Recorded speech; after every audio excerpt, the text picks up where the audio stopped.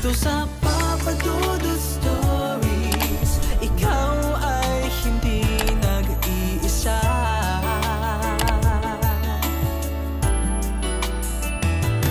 Dito sa Papa Dudut Stories, may nagmamahal sa'yo. Papa Dudut Stories. Papa Dudut Stories. Sa lahat po ng mga nakatutok ngayon, huwag pong kalimutan mag-like, mag-share at mag-subscribe. Maraming salamat po sa inyong lahat.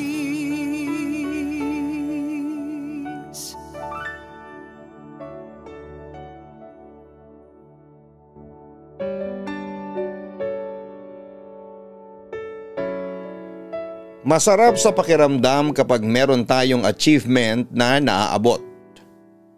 Nakaka-proud kapag nakuha na natin ang isa sa mga goal natin sa buhay. Kung minsan ay dahil sa labis tayong nasisiyahan sa mga tagumpay natin, ay naikikwento natin ito sa ibang tao upang makapagbigay ng inspirasyon. Subalit may ibang tao na kapag kwentuhan mo ng iyong achievement sa buhay ay iba ang dating sa kanila. Inaakala nila na ikaw ay nagyayabang lamang at yon ang maaaring maging dahilan upang gawan ka nila ng hindi maganda. Dear Papa Dudut, magandang araw po sa inyo at sa mga listeners mo. Sana ay nasa mabuti kang kalagayan, maging ang iyong pamilya. Ako nga pala si Kurt, 30 years old at nagtatrabaho bilang isang freelance virtual assistant. Hindi mayaman ang pamilyang pinanggalingan ko. Ang totoo nga niyan ay naranasan kong isang beses lang sa isang araw na kumain. Dahil wala kaming pera noon. Ilang beses akong inuutusan noon ni mama na mangutang sa karinderya ng ulam. At hiyang-hiya ako kapag ginagawa ko yon. Hindi ko kasi maunawaan kung bakit pati pang ulam ay kailangan pa naming utangin. 7 kaming magkakapatid at ako ang pang-5. Kumbaga isang kahig isang tuka ang sitwasyon namin noon, Papa Dudut. Hindi na rin nakapag-aral ng college ang mga kapatid ko na mas matanda sa akin. Alam ko na ganun din ang mangyayari sa akin pero gusto kong maiba ang takbo ng buhay ko at ng aking pamilya. Ako ang class valedictorian nang makatapos ako ng high school. Kaya naman nakakuha ko ng full scholarship sa isang school na malapit sa amin.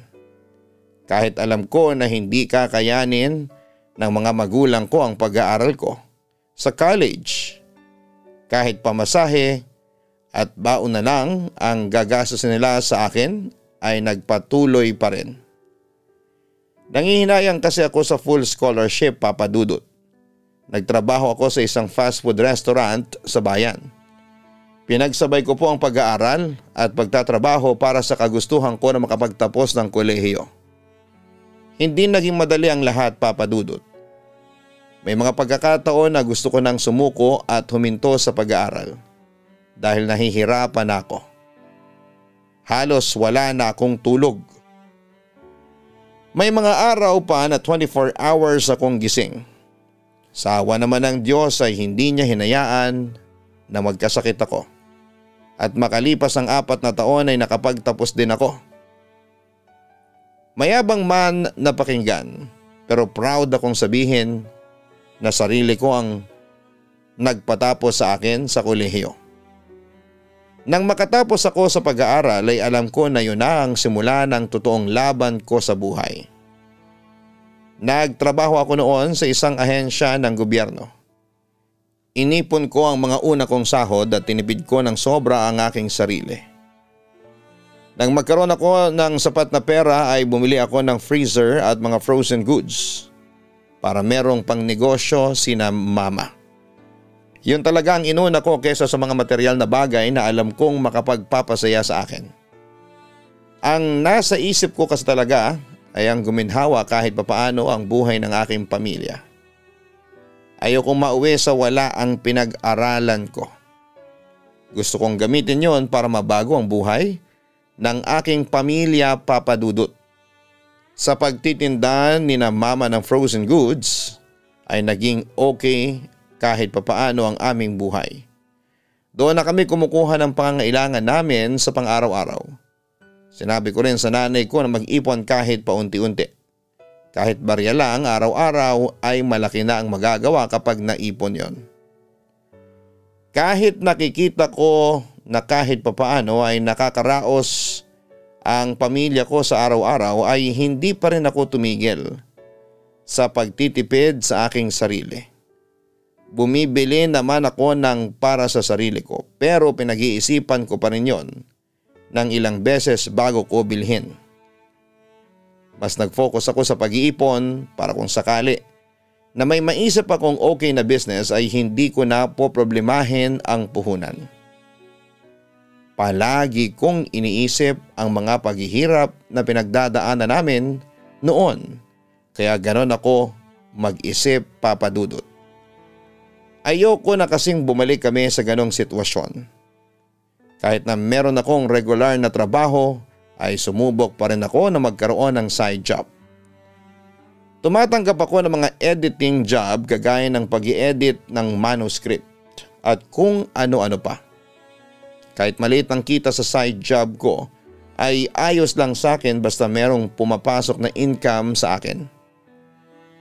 Sa pag-edad ko ng 25 ay bumili ako ng sarili kong motor. Para meron akong service kapag pumapasok ako sa trabaho. Ang pagbili ko ng motor ang naging dahilan para makaisip akong mag-buy and sell ng mga helmet na ginagamit ng mga rider na kagaya ko. Papa Dudut, yon ang naging negosyo ko. Nung unay walang bumibili. Kaya ginamit ko ang Facebook para maghanap ng mga buyer at nakahanap naman ako. Hindi man ganun karami ang bumibili, at least ay meron pa rin at okay na sa akin sa ganun. Naniniwala kasi ako na darating din ang araw na magiging maganda ang benta ko sa business na yon. Lahat naman ng malaki ay nagsisimula sa maliit.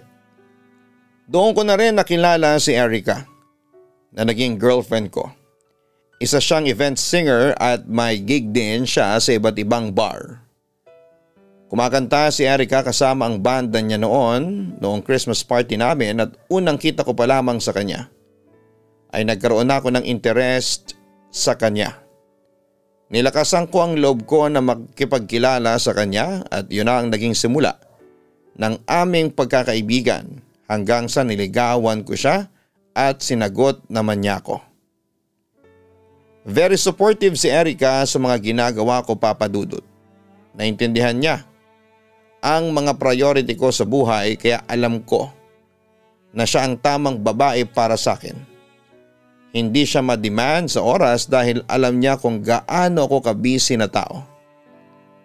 Nang madiscover ko ang trabaho ng isang virtual assistant, ay pinag-aralan ko yon. Nainganyo kasi ako ng isa kong kaibigan na ganon din ang trabaho. Sabi niya ay ayos ang kita sa ganoon at kung minsan ay pwede ka pang magbakasyon habang nagtatrabaho. Maaari mong dalhin ang trabaho mo kahit saan basta may maganda kang internet connection. Pinag-aralan ko muna ang pagiging virtual assistant. Nang alam ko sa sarili ko na kaya ko na ay naghanap ako ng kliyente. At kahit na hindi ganoon ang unang sahod ko ay naging masaya pa rin. Pinagsabay-sabay ko ang regular job ko, ang business ko at ang pag-virtual assistant. Nang makita ko na malaki pala talaga ang kinikita sa pagiging virtual assistant. Basta masipag ka at matyaga at willing kang matuto ng bagong skills ay tuluyan ko nang binitawan ang regular job ko para mag-focus sa pagiging virtual assistant. Nakabili na rin ako ng maayos na laptop na siyang ginagamit ko sa aking pagtatrabaho. Para bang naging blessing in disguise ang pagpo-full time ko sa pagiging virtual assistant. Dahil biglang pumasok ang pandemic dahil sa bahay lang ako nagwo-work. Naging malakas din ang benta ko sa helmet dahil marami ang naging rider noong kasagsagan ng pandemya dahil sa mga food delivery. Wala akong ginawa kundi ang magtrabaho at mag-ipon. Nakakuha na rin ako ng sarili kong bahay at isang sasakyan na niloan ko sa bangko. Hindi na rin hirap ang pamilya ko sa buhay at hindi na kami nagkakaproblema pa sa pera. Unti-unti na rin naming napapaayos ang aming bahay, Papa Dudut. Pero kahit na nakikita ko na umaangat na kami sa buhay, ay hindi ko pa rin binawasan ang sipag ko sa pagtatrabaho. Si Erica naman ay patuloy lamang sa pagsuporta sa akin. Isa siya sa mga nagpapalakas ng loob ko sa tuwing pinanghihinaan ako, Papa Dudut. Last year ay naging maluwag na ang lockdown. Kaya kahit papaano ay nakakalabas na ako. Dahil sa matagal akong nasa bahay lang, ay naisipan kong mag-outing kami ng buong pamilya ko kasama si Erica. Nagla Union kami at doon ay may sinabi sa akin si Erica. Malapit na palang fiesta sa amin. Next month na yon. I-invite sana kita para makilala ka na rin ng family ko. Ani ni Erica. Nakakaya baka hindi ako magustuhan ng family mo. Pabiro kong sabi. Anong hindi, excited na nga silang makilala ka. Sila pa nga ang nagsabi na invite kita sa fiesta sa province namin. Saka palagi kaya kitang pinagmamalaki sa kanila. Ano, free ka ba ng last week next month? Tanong pa ni Erica. Oo naman, free ako. Saka pwede ko naman dalhin ang trabaho ko kahit saan. Gaano ba tayo katagal sa inyo? Turan ko. Siguro maximum na ang 1 week. Mahaba kasi talaga ang celebration ng fiesta sa amin. Pero sigurado ako na mag-e-enjoy ka. Magkahalong kaba at excitement ang naramdaman ko ng time na yon, Papa Dudut. Kinakabahan ako kasi haharap ako sa pamilya ng girlfriend ko. Excited kasi ang makakapunta ako sa probinsya ni na Erica. Sabik din kasi ako sa bakasyon dahil ang tagal kong nasa bahay lang. Hindi naman siguro na masamang i-treat ko minsan ang sarili ko dahil sa talagang subsob ako sa pagtatrabaho.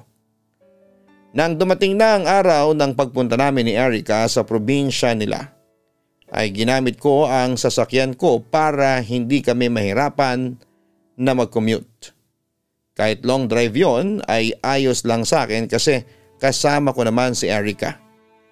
Marunong din kasi siyang magmaneho at may lisensya rin siya. Kaya ang ginawa namin ay nagpapalit-palit kami ng pagdadrive kapag pagod na ang isa. Halos 7 oras din kaming nag-drive bago kami nakarating sa bahay ni na Erica, Papa Dudut. Malaki ang bahay nila at ang lupa ang kinakatayuan noon. Medyo luma na nga lang ang bahay nila pero masasabi kong matibay dahil gawa yon sa magandang klase ng kahoy. Ipinagamit muna nila sa akin ang kwarto ng kapatid ni Erica na nasa ibang bansa. Wala naman daw kasing natutulog doon. Siyempre nahihiya rin ako na magkasama kami ni Erica sa kwarto, lalo na't sinabi sa akin ni Erica bago kami pumunta sa kanila na konservatibang pamilya niya. Wala namang problema sa akin yon, Papa Dudut. Sa unang araw ko roon ay ipinasyal ako ni Erica sa mga magagandang lugar sa probinsya nila. Medyo malapit sila sa dagat kaya maghapon kaming nag-swimming. Ipinakilala rin niya ako sa pamilya niya na sobrang warm ng pag-welcome sa akin. Nagustuhan ko rin ang pagkain na niluluto ng nanay niya kasi lahat ay masarap. Pagsapit ng gabi tinawag ako ni Erica. Inaaya raw kasi ako mag-inom ng tatay at mga kapatid niya. Medyo nahiya pa nga ako pero ang sabi ni Erica ay kasali siya kaya hindi na ako dapat na mahiya. Pumayag na ako at nakijoin sa inuman nila. Medyo sanay naman akong uminom kaya ayos lang sa akin. Kahit inabot na kami ng madaling araw. Ang saya pala dito sa probinsya ninyo, Erica. Saka ang babait ng family mo. Sabi ko kay Erica nang naglalakad kami sa tabing dagat isang umaga. Sabi ko naman sa iyo, hindi ba? Wala kang dapat na ikahiya sa kanila. Turan pa ni Erica. Parang ang sarap palang tumira dito kapag naikasal na tayo. Biruin mo, sariwang hangin ang malalanghap ng mga anak natin. ang nangangarap kong wika. Grabe ka, kasal at mga anak ka agad. Hindi ka pa nga nagpo-propose sa akin, pabirong wika ni Erica. Doon din naman kasi ang punta natin kaya dapat habang maaga pa ay pinagpaplanuhan na natin. Saka yung proposal, huwag kang mag-alala kasi mangyayari din yon. Gusto ko ay maging memorable yon sa'yo kasi isang beses lang yon mangyayari. Seryoso kong sambit. Alam ko naman pero naiintindihan ko rin kung hindi ka pa ready, Kurt. Alam ko na marami kang ginagawa at mga bagay na dapat unahin. Alam mo naman na palagi lang akong nandito para suportahan ka. Nakangiting wika pa ni Erica. Seryoso ko sa mga sinabi ko na yon kay Erica, Papa Dudut. Siya na kasi ang babaeng gusto kong makasama sa panghabang buhay at alam ko na ako na rin ang gusto niyang makasama hanggang sa pagtanda namin, Papa Dudut. Ang totoo ay binabala ko na talagang mag-propose ng kasal kay Erica. At pinaghahandaan ko na ang bagay na yon. Gusto ko ay mag-propose sa kanya sa oras na hindi niya inaasahan para maging memorable yon sa kanya. Palagi ko ngang dala ang singsing na ibibigay ko sa kanya para ready na talaga ako anumang oras, Papa Dudut. Hindi ko napansin ang paglipas ng mga araw dahil talagang nag-enjoy ako sa bakasyon ko kina Erica. Isang araw bago sumapit ang araw ng mismong fiesta ay naging busy na ang buong pamilya ni Erica para sa pagluluto ng mga ihahanda nila. Nagkatay sila ng maraming manok at isang baboy. First time kong makakita ng kinakatay na baboy. Tumulong na rin ako sa kanila kahit pinipigilan ako ng nanay ni Erica kasi bisita raw ako. Sabi ko ay ayos lang. Wala rin naman akong kailangang gawing trabaho ng time na yon. Kinagabihan ay nanood kami ng amateur singing contest. Doon ay nakilala ko ang mga kaklase ni Erica noong high school na aksidente naming nakita. Inimbitahan pa nga ni Erica ang mga ito na magpunta sa kanila sa araw ng fiesta. Sa araw ng fiesta ay napakaraming bisita ni na Erica. Hindi ko na nga mabilang kung ilang beses akong ipinakilala ni Erica sa mga bisita nila bilang boyfriend niya. Ang sarap lang sa pakiramdam na very proud si Erica na ako ang boyfriend niya, Papa Dudut. Hapon nang dumating ang mga dating kaklase ni Erica. Bali 3 lalaki at 1 babae yon. Kumain sila at pagkatapos ay pumwesto na sila ng pag-iinom sa may likod bahay. May mga nagiinuman na kasi sa harapan kaya doon sila pinapwesto ni Erica. Inaya ako ni Erica na sumama sa pag-iinom sa mga dati niyang kaklase at pumayag ako. Masayang naging usapan namin. Karamihan ay pagbabalik tanaw sa mga experience ni Erica noong nag-aaral pa sila. Ako ay masayang nakikinig dahil natatawa ako sa mga kalokohan ng girlfriend ko nung estudyante siya. Medyo naging palagay na rin agad ang loob ko sa mga dating kaklase ni Erica dahil masaya silang kausap. Para bang kakilala na nila ako ng matagal, Papa Dudut. Nagiba lang ang atmosphere ng kwentuhan. Nang gumabi na at lahat kami ay lasing na. Diba? Nanligaw sa iyo noon si Albert, Erica? Tura ng babaeng kaibigan ni Erica na si Antoinette. Sa sinabing yon ni Antoinette ay tinukso ng iba si Erica at Albert. Ang sabi pa nga ng isa ay mas mabuti raw na hindi nagkatuluyan sina Erica at Albert kasi mas napabuti si Erica sa akin. Mayaman daw kasi ako habang si Albert ay nagsasaka sa lugar nila. Wala namang masama sa pagiging magsasaka, marangal na trabaho yun, sabi ko. Teka, ano bang trabaho mo, Kurt?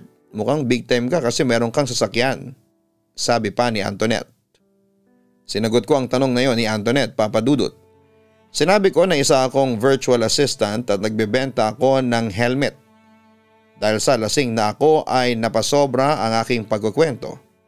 At kahit ang mga pinagdaanan ko sa buhay ay nasabi ko sa kanila. Ikinuwento ko na laki ako sa hirap at halos wala kaming makain dati. Maging ang pagsisikap ko na makatapos sa college at lahat ng struggles ko dati ay sinabi ko sa kanila. Hanggang sa maging virtual assistant na ako. Itinanong ni Antoinette kung ano-ano ang naipupundar ko na. At sinabi ko na meron akong sariling bahay, lupa at sasakyan. Sa kasalukuyan ay okay naman ang kinikita ko. Kasal na lang pala ang kulang sa inyo ni Erica. Invited kaming lahat sa kasal ninyo ha. Tura ng isang kaibigan ni Erica. Hayaan ninyo at hindi pwedeng wala kayo sa kasal namin. Nakatawa kong sabi. Habang nagkakasiyahan kami sa pagkwekwentuhan ay napansin ko na tahimik na si Albert. Inisip ko na baka lasing na siya kaya siya ganon. Maya-maya ay nagpaalam si Albert na uuwi lang pero babalik din. Biniro pa nga siya ni Erica na baka tatakas ito at hindi na babalik pa. Iniwanan ni Albert ang cellphone nito bilang patunay na babalik pa ito sa inuman. Kaya hinayaan na lang namin na umalis na si Albert. Maya-maya rin ay bumalik na si Albert. Nagsabi lang daw ito sa nanay nito na nagiinom ito dahil hindi nakapagpaalam kanina. Yung isang kaibigan na lalaki ni Erica ang nagtatagay sa amin ng alak. Pero nang turn ko nang uminom ay si Albert ang nagtagay sa akin, Papa Dudut. Siya ang nagsali ng alak sa shot glass at inabot pa niya yon sa akin. Natatandaan ko na nakasawsaw sa shot glass ang hintuturo ni Albert. Hindi ko yun binigyan ng kung anong pagdududa. Dahil baka sa sobrang kalasingan niya ay hindi na niya napansin na nasa loob na pala ng shot glass ang isa niyang daliri. Agad kong tinanggap ang tagay na yon ni Albert at ininom ang alak. Madaling araw na nang matapos kami sa pag-inom at lahat kami ay lasing na lasing. Ang sarap pa nga ng tulog ko dahil tanghali na nang magising ako. Yun na rin ang araw ng pag-alis namin ni Erica. Hindi ba pwedeng mag-extend pa kayo ng 2 araw? Tanong ng nanay ni Erica nang paalis na kami. Hindi na po pwede, Nay. May mga gig na ako ngayong week sayang naman kung hindi ko yun pupuntahan. Hayaan po ninyo at hindi ito ang last na isasama ko rito si Kurt. Sagot pa ni Erica. Oo nga po tita, marami pa namang pagkakataon. Promise po kapag libre na ulit si Erica ay babalik kami kahit na walang okasyon. Wika ko. Masaya ako na kahit sa maikling mga araw ay napalapit na sa akin ang pamilya ni Erica. Kung ako lang ang masusunod, Papa Dudut, ay pwede pa ako magstay doon kahit na ilang araw na gusto ko. Si Erica lang talaga ang inaalala ko kasi meron siyang mga trabaho na hindi niya pwedeng i-cancel. Hapon nang umalis kami sa probinsya ni Erica. Medyo masakit pa ang ulo ko noon dahil sa pag-iinom namin noong isang gabi. Pero kaya ko naman na mag-drive. Saka nandun si Erica para palitan ako sa manibela kapag hindi ko na talaga kaya. Habang nagbabiyahe kami ay na-open ko yung tungkol kay Albert at kay Erica. Totoo bang nanligaw sa'yo dati si Albert? Tanong ko. Oo, pero high school pa kami nang ligawan niya. Hindi ko nga lang siya sinagot. Bakit? Nagsiselos ka ba? Pabirong tanong ni Erica. Hindi no, naitanong ko lang. Pero bakit hindi mo siya sinagot dati? May itsura naman si Albert, to be honest. Turan ko. Hindi sa lahat ng bagay ay itsura ang dapat na tinitingnan mo, Kurt. Ayoko sa ugali dati ni Albert. Siya kasi yung klase ng estudyante na palagi nakikipag-away. Barumbado siya dati. Buti nga't nagbago siya at hindi na siya kagaya noong high school kami. Tugon pa ni Erica. Ilang oras na lamang at makakarating na ako sa amin nang biglang makaramdam ako ng matinding pananakit ng ulo. Inihinto ko muna sa tabi ng kalsada ang kotse dahil pakiramdam ko ay paulit-ulit na pinupukpok ng martilyo ang ulo ko. May problema ka ba, Kurt? Ang nag-aalalang tanong pa ni Erica. Sobrang sakit ng ulo ko. Hangover siguro. Pwede bang ikaw muna ang mag-drive? Ang sabi ko. Okay, ako muna pero gusto mo bang dumiretso tayo sa ospital? Sa itsura mo kasi parang sobrang sakit ng ulo mo Ang sabi pa ni Erica. Wag na, hindi na kailangan. Pag uwi ko sa bahay ay iinom ako ng gamot at itutulog ko na lang ito. Mawawala din to kaya wag kang mag-alala sa akin. Ang sabi ko. Nagpalit kami ng upuan ni Erica. Habang nagdadrive siya ay pinipilit kong matulog pero hindi ko magawa dahil sa pananakit ng aking ulo. Makalipas ang ilang minuto ay nakarating na kami sa bahay ni na Erica. Kinailangan ko na ulit na mag-drive pa uwi sa amin. Nang makauwi na ako ay uminom ako ng gamot para sa sakit ng ulo. Medyo inaantok ako after kong mag-take ng gamot kaya nakatulog ako, Papa Dudut. Nang magising ako ay nawala ang pananakit ng aking ulo. Kaya inisip ko na simpleng hangover ang nangyari sa akin. Medyo nagtaka lamang ako kasi uminom na ako dati ng marami pero hindi ganun katinding hangover ang na-experience ko. First time na nangyari sa akin yon na parang binibiyak ang ulo ko sa sobrang sakit after kong mag-inom.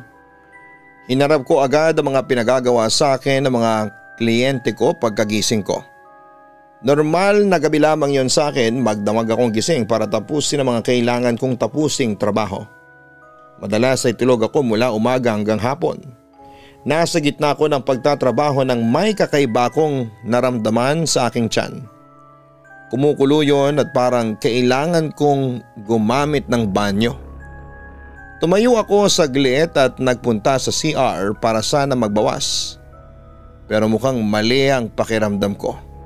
Kasi hindi naman ako nadumi. Paglabas ko ng CR ay kumukulo pa rin ang tiyan ko. Nakita ko ang nanay ko na lumabas sa kwarto nila ni Papa.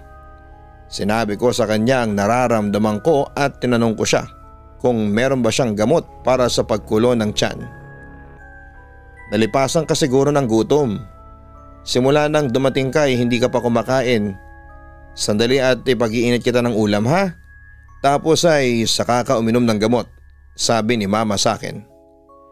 Siguro nga ay tama ang nanay ko, Papa Dudut. Nalipasan nga siguro ako ng gutom.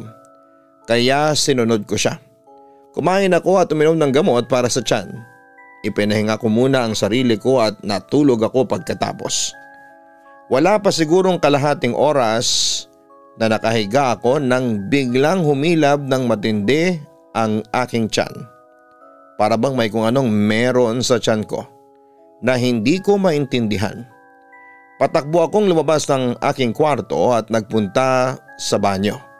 Sumuka ako sa toilet bowl at lahat ng kinain ko kanina ay nilabas ko rin. Natakot ako kasi may kasama yung itim na likido na hindi ko alam kung ano. Hinang-hinanga ako pagkatapos. Hindi ko muna sinabi sa nanay ko ang nangyari na yon dahil baka mag-alala siya. OA kasing mag-alala ang nanay ko, Papa Dudut. Itinulog ko na lamang yon at umasa ako na kinabukasan ay magiging maayos na ang aking pakiramdam. The next day ay nanghihina pa rin ako. Hindi naman ako nilalagnat pero pakiramdam ko ay sobrang init ng pakiramdam. Paglabas ko ng kwarto at nang nakita ako ni Mama ay napansin niya agad na hindi ako okay. Sinabi ko na nanghihina ako at masakit ang aking buong katawan. Gamit ang thermometer ay kinunan niya ako ng temperature. Normal naman ang aking temperatura. Gusto na akong dalhin ng nanay ko sa ospital. Pero tumanggi ako. Ang sabi ko sa kanya ay kailangan ko lang magpahinga, Papa Dudut. Hindi pa man kami tapos mag-usap ni Mama ay nakaramdam ulit ako ng paghilab ng aking tiyan. Kaya takbo ulit ako sa banyo para sumuka. Sa pagkakataon na yun ay puro itim na likido na ang sinusuka ko. Sinundan ako ng nag-aalala kong nanay at nang makita niya ang isinuka ko ay nag-hysterical na siya ng matindi. Hindi na raw siya papayag na hindi ako magpunta sa ospital at baka raw nabubulok na ang bituka ko. Ako naman ay kalmado lang. Si Mama lang talaga ang natataranta. Sa ayaw at gusto mo, pupunta tayo sa ospital. Magbihis ka na at gigisingin ko ang papa mo, ang sabi ni Mama. Ma, hindi na kailangan. Magiging okay din ako, ungot ko. Hindi pwedeng masunod yung gusto mo, Kurt. Mamaya ay kung ano na yan. Mas maganda na malaman natin kung ano ba talaga ang nangyayari sa'yo. Huwag nang matigas yung ulo mo, ang turan pa ni Mama. Para hindi na mag-alala si mama sa akin ay sinunod ko siya. Ginising niya si Papa para eto ang mag-drive sa amin papunta sa ospital. Nang nasa ospital na kami ay himala na naging okay na ang pakiramdam ko. Inaya ko nang umuwi si ng mama pero ang sabi ni mama ay mas maganda na ma-check ako. Ang totoo kasi ay hindi ko gusto ang nagpupunta sa ospital. Ewan ko ba, Papa Dudut. Nang ma-check ako ng doktor ay wala namang nakitang mali sa katawan ko. Sinabi ko na nagsusuka ako at sumasakit ang tiyan kaya nirestahan niya ako ng gamot para doon. Kung sakali raw na mas grumabe ang nararamdaman ko ay bumalik agad ako. Pagka-uwi ko sa bahay ay nandun si Erica at napansin ko kaagad na parang balisa siya. Yun pala ay napanaginipan niya ako noong isang gabi na patay na raw ako. Nasa kabaong daw ako at pinagpepiestahan ng napakaraming ipis at uod. Alalang-alala siya sa akin kaya nagpunta siya sa bahay namin.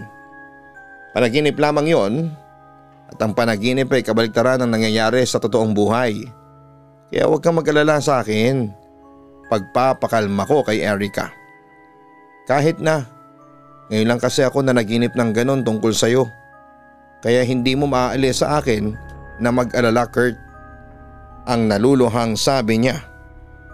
Ayoko sanang sabihin kay Erica ang nangyari sa akin at ang pagpunta namin sa ospital ni na mama pero si mama na mismo ang sumingit sa pag-uusap namin ni Erica.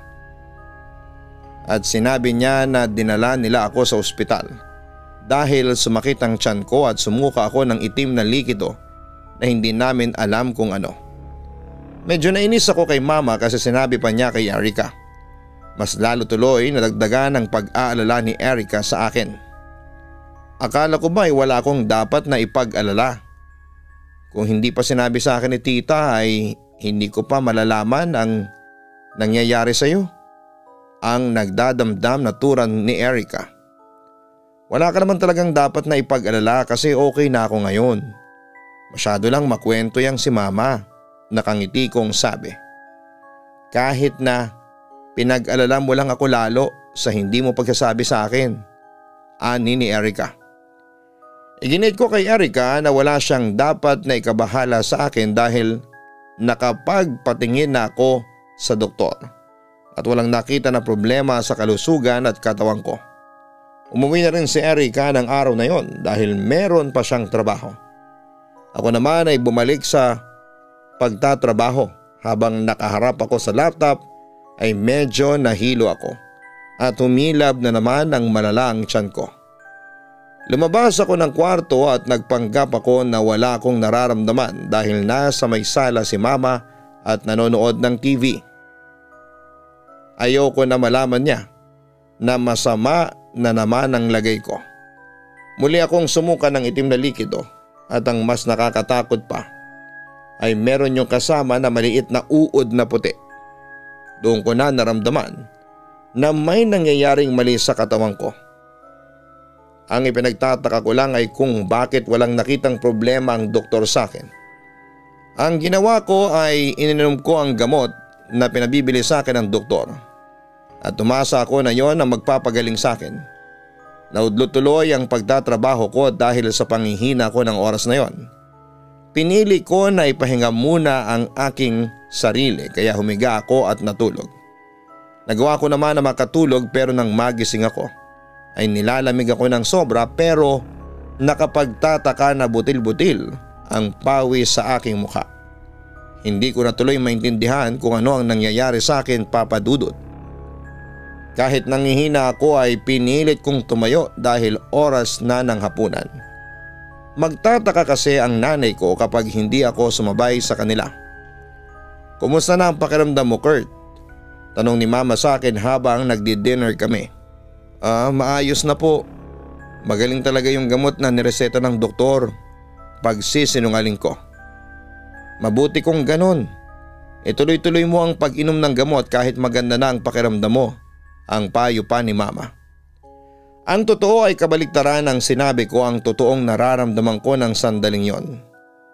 Nahihilo pa rin ako at walang tigil sa paghilab ang aking tiyan. Medyo nanlalabo na rin ang paningin ko.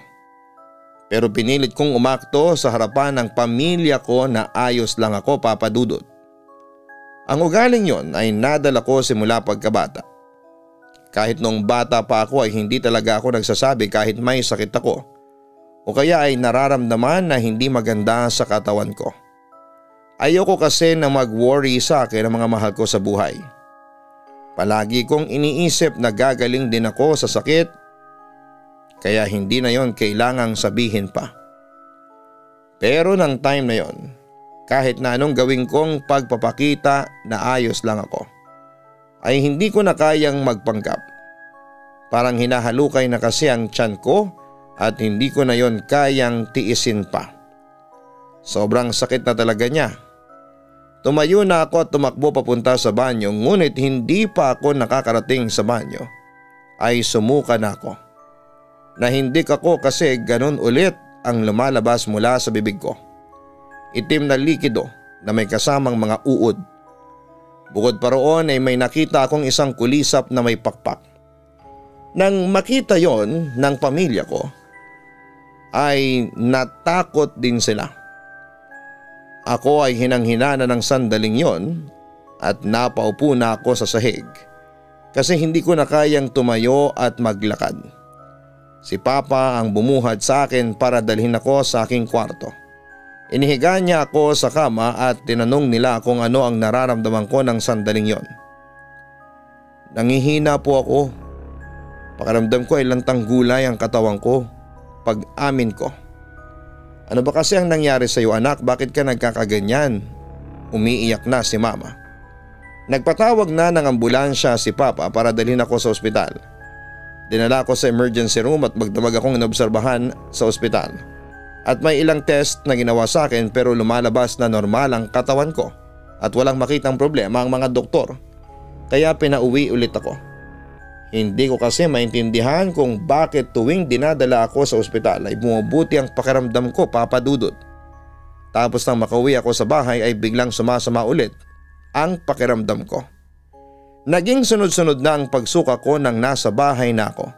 Kaya meron na akong timba na may takip sa kwarto ko para hindi ko na kailangan tumakbo sa banyo kapag nararamdaman ko na nasusuka ako. 3 araw akong hindi nakapagtrabaho dahil sa kalagayan ko. Kahit ang pagtayo ay hindi ko kaya, Papa Dudut. Si Mama ang nagsabi kay Erica ng kalagayan ko kaya agad siyang pumunta sa bahay. Naiyak pa nga siya nang makita ako na nakahiga sa kama at hindi makatayo. Simula noon ay araw-araw nang nagpupunta si Erica sa bahay para i-check ang aking kalagayan. 1 linggo pa lang ang nakalipas simula nang hindi na ako nakatayo sa kama ay grabe na agad ang ibinagsak ng katawan ko. Namayat ako at napakalayo na ng itsura ko sa dati kong itsura. Pakiramdam ko pa nga ng time na yon ay mawawala na ako. Kinatatakutan ko na ang matulog dahil baka hindi na ako magising. Ayoko pang mamatay, Papa Dudut. Marami pa akong pangarap para sa aking sarili at pamilya na gusto ko pang magkaroon ng katuparan. Gusto ko pang maikasal kami ni Erica at magkaroon ng mga anak. Tapos ay maninirahan kami sa bahay ko at doon na kami tatandang dalawa. Pero feeling ko ay hindi na magkakaroon ng katuparan ng mga yon dahil sa habang lumilipas sa mga araw ay humihina na ang katawan ko. Hindi na rin ako nagpadala noon sa ospital dahil ang sabi ni Papa ay baka merong kumukulam o nambabarang sa akin kaya ganon na ang nangyayari sa katawan ko. Una ay may pinapunta si Papa na albularyo sa bahay para tignan ang aking kalagayan.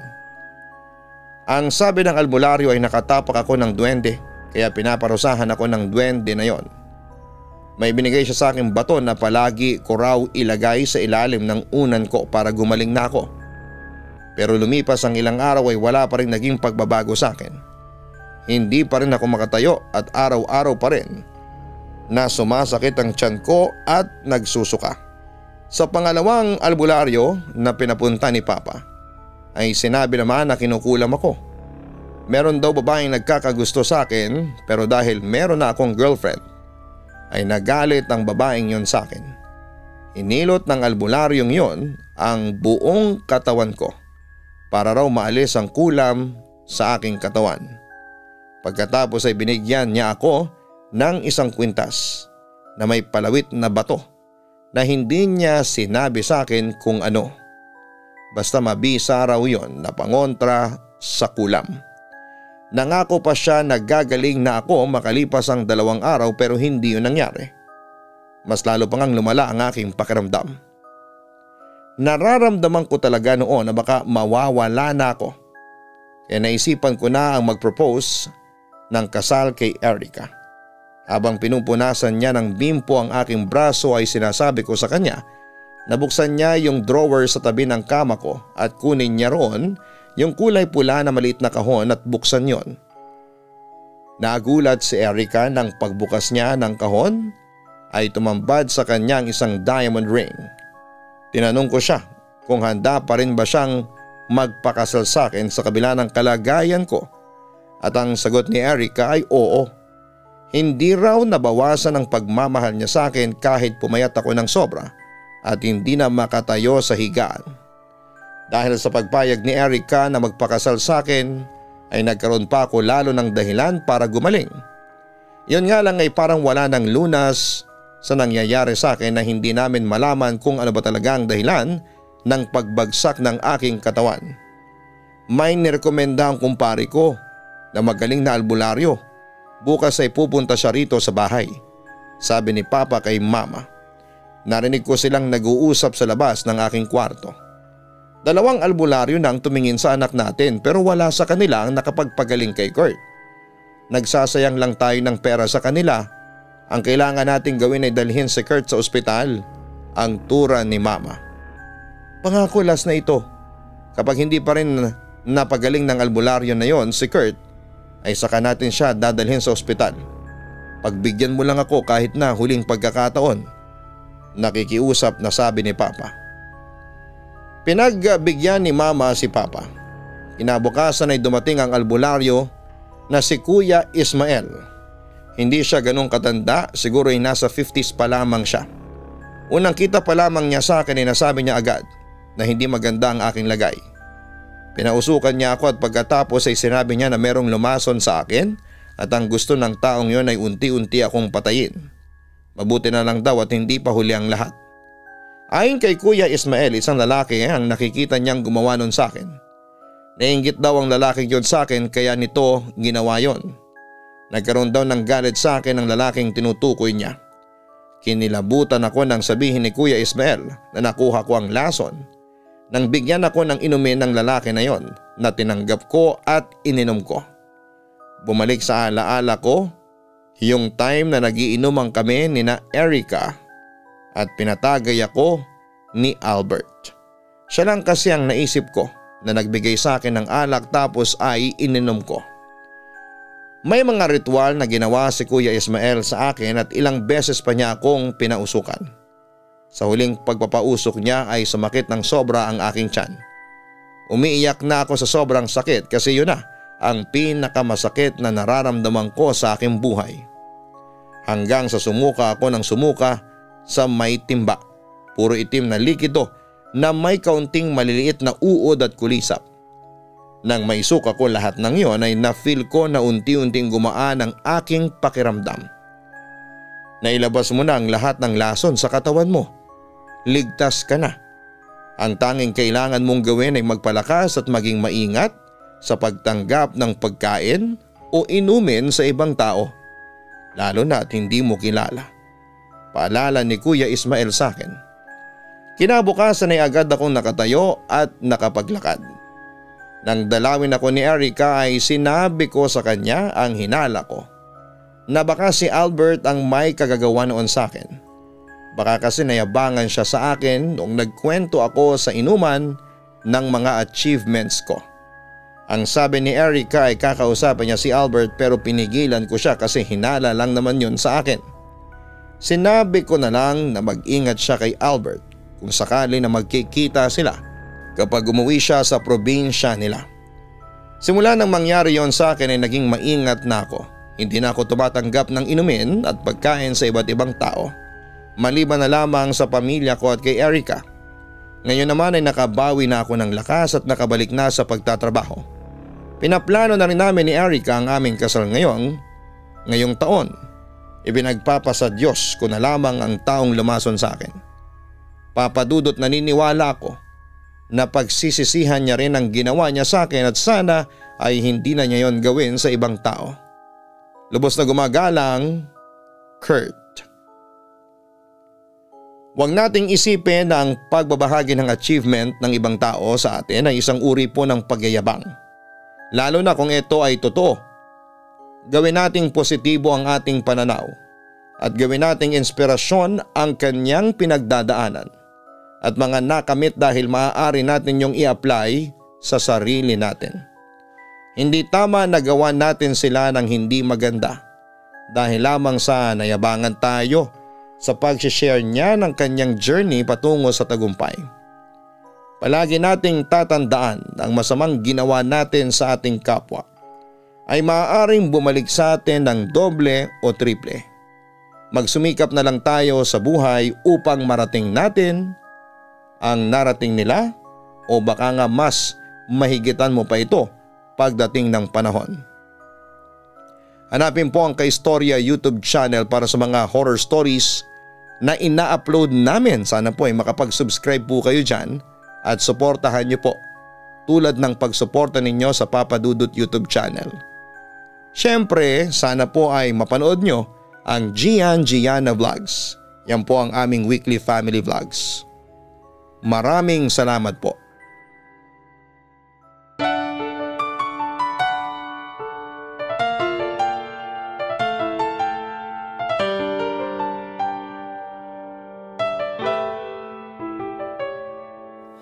Ang buhay ay mahiwaga, laging may lungkot at saya. Sa Papa Dudut Stories, laging may karamay ka.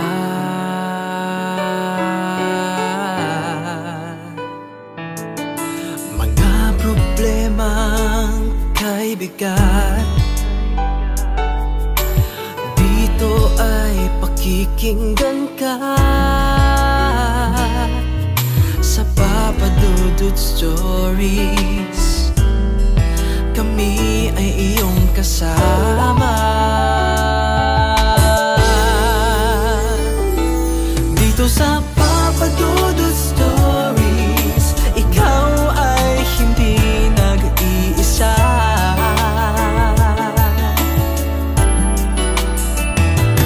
Dito sa Papa Dudut Stories, may nagmamahal sa'yo.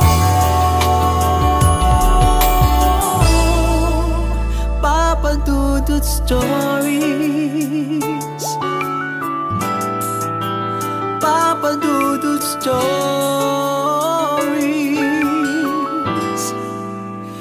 Papa Dudut Stories.